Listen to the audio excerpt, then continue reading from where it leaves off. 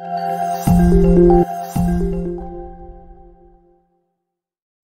hadha halun al-aktsar minan nas, dan ini kebanyakan daripada manusia. Fayaqul, mereka berkata, apa kata manusia? Kaifa uqbilu 'alal ibadi wa ana musirru 'ala ma'siyah. Bagaimana mungkin aku bisa melaksanakan ibadah kepada Allah sedangkan aku masih bergelimang dengan dosa? Nah, ni kebanyakan kita seperti itu. Takkan mungkin aku bisa dekat dengan Allah sedangkan aku dalam keadaan maksiat. Aku ni banyak maksiat. Wa ana musiru lil maksiyah. Aku masih saja bermaksiat. Bagaimana mungkin aku bisa salat sedangkan aku dalam keadaan maksiat? Salat iyo jua, maksiat iyo jua. Nak mungkin. Nah, begitulah kata dia. Aku salat tapi aku berjudi. Aku salat tapi aku makan riba. Aku salat tapi aku bergunjing. Aku salat tapi aku melihat maksiat. Bagaimana mungkin? Mutalakhikhun biha, dan aku bergelimang dengan maksiat itu. Apakah mungkin? Apakah bisa seperti itu? Fayajibu alayya awalan an atuba ilaih. Maka wajib alayya di atasku pertama-tama an atuba ilaihi, bahwa aku bertaubat kepada Allah. Jadi maqam yang tertinggi itu adalah maqam taubat. Jadi kita ahli maksiat ingin ibadah kita kepada Allah, taubat terlebih dahulu. Gitu dia.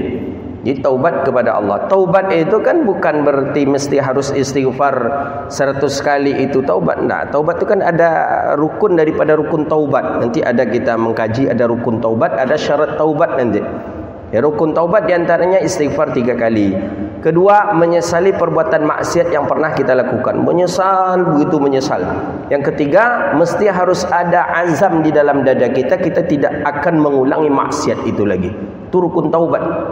Istighfar kepada Allah, mohon ampun kepada Allah. Kedua, menyesali perbuatan maksiat yang pernah kita lakukan. Pernah berjudi, menyesal. Pernah berzina, menyesal betul. Pernah makan riba, menyesal betul. Kemudian yang ketiga, berjanji di dalam hati tidak akan mengulangi maksiat itu lagi. Itu baru taubat. Tapi kalau sekadar bercakap aja, kami setiap hari 100 kali kami istighfar kepada Allah, ya, kami pula yang diajari taubat. Bukan bab itu masalahnya. Masalahnya bukan di sana. Kalau memang betul-betul bertaubat kepada Allah, cara yang taubat yang sudah dianjurkan oleh ulama jelas, istighfar, mohon ampun kepada Allah, menyesali perbuatan maksiat. Sudah menyesal apa belum? Jangan sekedar istighfar saja tapi tak menyesal. Apa namanya itu? Taubat sambalado namanya. Menyesal, bukan saya menyesal, setelah menyesal berjanji di dalam hati tidak akan mengulangi maksiat itu lagi. Betul-betul ditinggalkan maksiat itu baru taubat. Asli taubatnya itu. Tapi kalau kami istighfar 100 kali dan bahkan sampai 5.000 kali dalam sehari, tapi tidak ada menyesal, tidak ada di dalam hati untuk meninggalkan maksiat itu, berarti bukan taubat namanya itu. Kalau ada kita nyuruh orang, taubat pak, taubat cepat kepada Allah pak, taubat kepada Allah pak. Kami taubat kok, setiap selesai solat kami istighfar 100 kali. Tapi ada 2 lagi rukun taubat yang tak dilakukan, maka tidaklah dia bertaubat namanya. Gitu dia. Jadi kalau kita disuruh orang, taubatlah pak, taubatlah akhi, taubatlah ustaz, taubat kepada Allah. Taubat, jelaskan, tolong anda jelaskan apa masalah yang saya lakukan. Disebutkan oleh kawan tadi, bapak melakukan kesesatan ini, bapak melakukan ini, bapak melakukan ini, seluruhnya ini bertentangan dengan syariat. Taubat bapak kepada Allah. Langsung dalam hati kita, ya Allah, aku menyesal telah melakukan maksiat itu. Dalam hati kita juga, aku tinggalkan maksiat itu dan istighfar kepada Allah, baru taubat namanya. Tapi kalau sekedar taubat dan nak ke situ je lah, nak ke situ je lah, tiba nampaknya ke situ je balik. Itu gara-gara cuman ucapan saja tapi tidak ada dari hati. Maka taubat tu betul-betul dari dalam hati kita, tu yang taubat. Alayya fayajibu alayya awalan. Maka wajib di atasku pertama-tama bahwa aku taubat kepada Allah. Jadi orang ahli maksiat ingin ibadah dia kepada Allah, baru akan terasa ibadahnya itu, kata Imam Ghazali, dia mesti untuk taubat dulu kepada Allah. Makanya dalam tariqah, apa saja tariqah itu pasti muqaddimah tariqah tu taubat kepada Allah. Antum masuk dalam tariqah Naqsyabandi, antum mesti mandi taubat dulu. Antum disuruh taubat. Masuk tariqah Syazili, masuk tariqah Tijani, taubat. Maka disebutkan oleh Dr. Taha Hubaishi rahimahullahu taala bahawa maqamat muqaddimah daripada seseorang ingin masuk ke dunia tariqah itu mesti dia untuk bertaubat. Taubat dalam arti kata apa? Hapus segala dosa kita, lupakan segala kesesatan maksiat, berjanji dalam hati tidak akan mengulangi itu baru kita taubatan nasuha. Jadi antum mesti ingat. Jadi kalau sekedar istighfar, kami taubat setiap hari 100 kali, itu baru satu daripada 3 rukun taubat. Mesti harus menyesal, kemudian mesti harus berjanji di dalam hati tidak lagi mengikuti atau melakukan maksiat itu. Tapi kalau menyesal tidak ada dan tidak meninggalkan maksiat itu bukan taubat namanya. Tomat namanya. Gitu dia.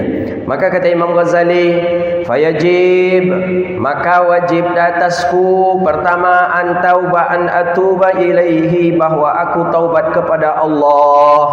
Untuk apa? Liyaghfira li dhunubi, agar Allah ampuni bagiku dhunubi, dosaku. Awak banyak maksiat kepada Allah. Ibadah ingin juga, nak mungkin maksiat jalan ibadah ya jo. Mencilok iyo jo, semayang iyo jo. Sambil semayang terempau orang ambil iyo. Sambil salat handphone orang nampak bawa iyo. Tak bisa. Jadi mestinya bagaimana? Engkau tinggalkan maksiat itu dulu dengan cara engkau taubat kepada Allah. Liyaghfira li dhunubi, agar Allah ampuni dosaku, wa yukhallisani min asriha, dan supaya bersih, Allah bersihkan akan aku daripada kesesatan atau daripada dosa tadi. Wa yutahhirani min aqdhariha, dan membersihkan ya Allah akan aku daripada kotoran-kotoran. Tuh. Jadi manfaat dari taubat ini, Allah ampuni dosa, Allah bersihkan, Allah sucikan kita daripada kotoran-kotoran. Maksud kotoran tadi maksiat, dosa-dosa. Fa asluha li khidmatin wa bisatin qurbah, barulah kita orang yang layak menjadi khidmat, pembantu, dan orang yang dekat dengan Allah. Itu dia. Jadi kalau kita ingin dekat dengan Allah, menjadi pelayan Allah, menjadi khidmat dengan Allah, syarat yang pertama adalah taubat. Kalau belum taubat, tidak akan bisa kita dekat dengan Allah. Jadi kalau kita ingin dekat dengan Allah, taubat itulah pintu pertama ini. Taubat kepada Allah. Taubat tadi bagaimana? 3. Pertama, istighfar, mohon ampun kepada Allah. Kedua, menyesali perbuatan maksiat yang pernah kita lakukan. Menyesal betul perbuatan maksiat. Yang ketiga, berjanji di dalam hati tidak akan mengikuti maksiat itu lagi. Tapi kalau 3 ni tak ada, 1 saja daripada yang 3, itu belum disebut dengan taubat. Fastastaqbiluhu hahuna uqbat taubah, maka masuklah kita ke tahapan berikutnya bernama taubat. Jadi taubat itu pertama untuk diampuni dosa, kedua untuk membersihkan kita daripada kotoran-kotoran, mensucikan kita daripada dosa, barulah kita orang yang layak dekat dengan Allah. Tapi kalau belum kita taubat, maka jangan merasa diri kita dekat dengan Allah. Walaupun amalan sedang banyak, ratibnya pun banyak, tapi maksiatnya pun banyak, mesti harus taubat kita kepada Allah. Pasti kita ni banyak memiliki maksiat, banyak memiliki dosa. Maka kalau ada orang suruh kita taubat kepada Allah, dah taubat kita kepada Allah. Taubat astagfirullah. Apalagi kalau yang menyuruh kita taubat tu ulama, bukan orang awam. Ulama yang nyuruh kita taubat kepada Allah. Cepat-cepatlah kita taubat kepada Allah sebelum kita pun akan berpulang ke rahmatullahi ta'ala. Fayahtaju la mahalatan ila qat'iha liyasila ila ma huwal maqsudu minha. Maka disebutkan di dalam syarah disebutkan faqama anna man la adallahu fala bina'alah. Jadi orang yang bertaubat, maka orang yang tidak bertaubat itu seperti seolah-olah bada'u bitaubah li'annaha asas di kulli maqam yattaqi ilaihi al-amda hatta yamuta. Jadi taubat itu seperti daripada tanah, amalan saleh itu di atasnya. Baru bisa kita membuat bangunan di atas tanah ni kalau ada tanah. Tanah tak ada, macam mana nak buat bangunan? Di mana kita buat bangunan? Di rawa mana bisa? Di mana kita buat bangunan umpamanya? Di mana? Kita tadi baru menimbun lokasi insya-Allah yang mau kita buat pesantren tadi. Itu pun mesti ditimbun itu, tanah gambut, ditimbun baru bisa buat bangunan di atasnya.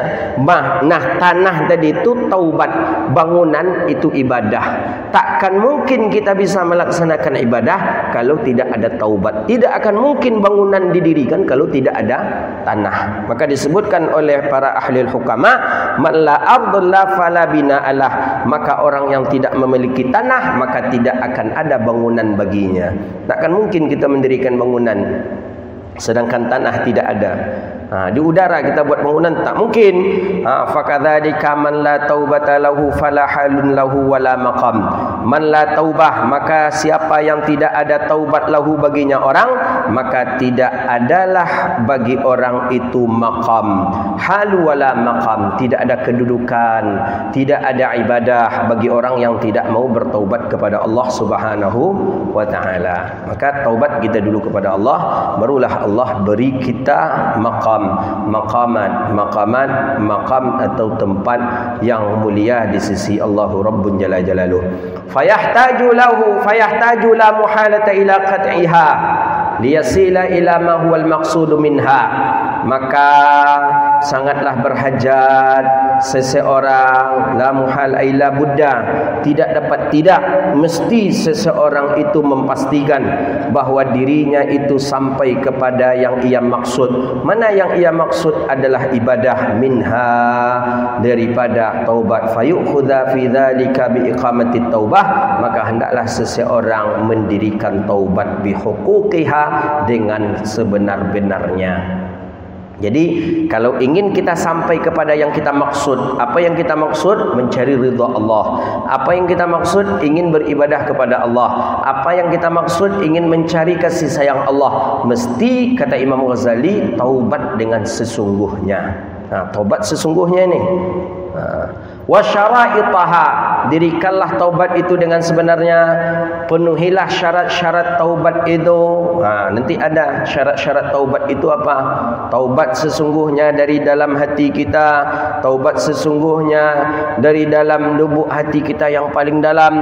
Lakukanlah syarat-syarat taubat itu sampai bahawa engkau pastikan bahawa memastikan bahawa taubat itu, sampai bahawa taubat itu diterima. Falamma an hasalat lahu taubah, maka manakala bahawa telah sukses seseorang itu daripada taubatnya sadiqah yang benar, wa faragha min hazil aqbah, maka barulah ia masuk kepada tahapan ilal ibadah, kepada tahapan ibadah. Jadi taubat kita dulu. Setelah benar cara taubat kita, barulah kita melakukan ibadah. Itu dia. Jadi kalau antum masuk ke dalam tariqah Naqsyabandi, antum disuruh oleh mursyid taubat dulu.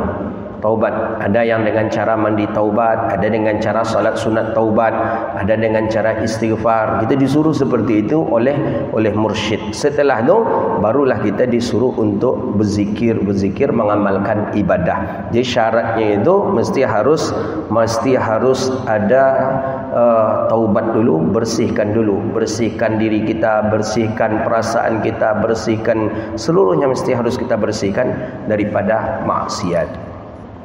Itu dia. Jadi nak bisa asal-asal ibadah aja langsung tanpa taubat susah. Saya tak perlu saya taubat, saya langsung aja lah ibadah. Taubat tu mempelamu tu gini. Anda mesti harus taubat dulu kepada Allah Subhanahu wa taala.